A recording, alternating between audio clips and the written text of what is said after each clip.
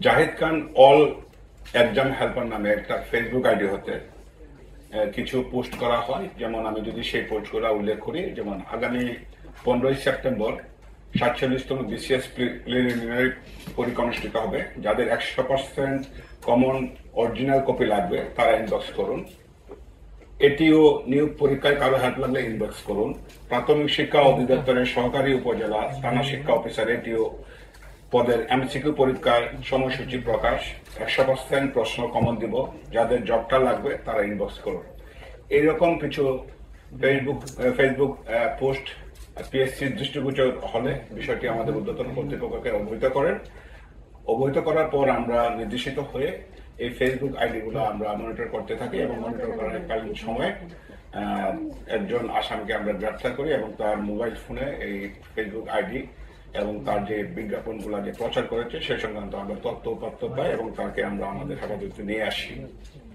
তার কাছে আমরা মোবাইল ফোন 4টি, ল্যাপটপ 1টি এবং 8টি সিম কার্ড উদ্ধার করি এবং তার যে এই বিভিন্ন যে প্রতারণামূলক যে পোস্টগুলো করছে সেখান থেকে যারা ইনবক্স করছে তাদের কাছ থেকে সে একটি নির্দিষ্ট পরিমাণ অঙ্কের টাকা বিনিময়ে সে প্রশ্নপত্র দিবে বলে সে তার ফেসবুকে পোস্ট করে।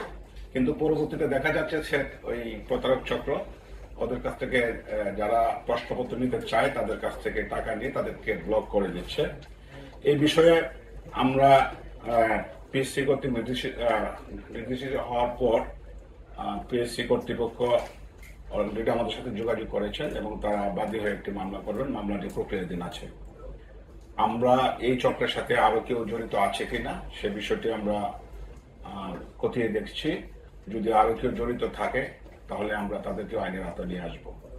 এখন পর্যন্ত যে আমাদের কাছে যে তথ্য বা আসামিকে জিজ্ঞাসাবাদ করে আমরা যেটি পেয়েছি সে মূলত একটা প্রতারক চক্রের সদস্য। কোনো প্রশ্নপত্র পাশ করা বা অন্য কোনো বিষয়ের সাথে তার সংশ্লিষ্টতা এখন পর্যন্ত পাওয়া যায়নি। আমরা বিষয়টি খতিয়ে দেখব। Thank you.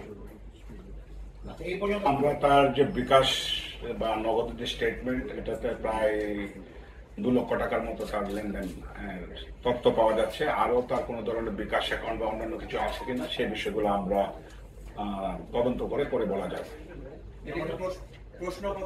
সে তার যে বিজ্ঞাপনটা যে আপনাকে বলি, সে আগামী 19 সেপ্টেম্বর 47তম বিসিএস প্রিলিমিনারি পরীক্ষা অনুষ্ঠিত হবে। যাদের 100% কমন অরিজিনাল কপি লাগবে, সেটা সাজেশন না প্রশ্নপত্র সেটা কোনো উল্লেখ নাই। মূলত আমরা যা মনে করছি সেটা হচ্ছে একটা প্রতারণার নতুন একটা পদ্ধতি বলা যাবে। সেটা এক্ষেত্রে ভুক্তভোগীরা কোনো ধরনের অভিযোগ করেছে কিনা বা যাদের কাছ থেকে টাকা নিয়েছে এরকম কারোর সাথে আপনারা যোগাযোগ না, ভুক্তভোগীদের কাছ থেকে আমরা কোনো ধরনের অভিযোগ পাই নাই। বিষয়টা আমাদেরকে পিএসসি জানালে আমরা সেই বিষয়টা তদন্ত করে তাদেরকে আইডেন্টিফাই করি।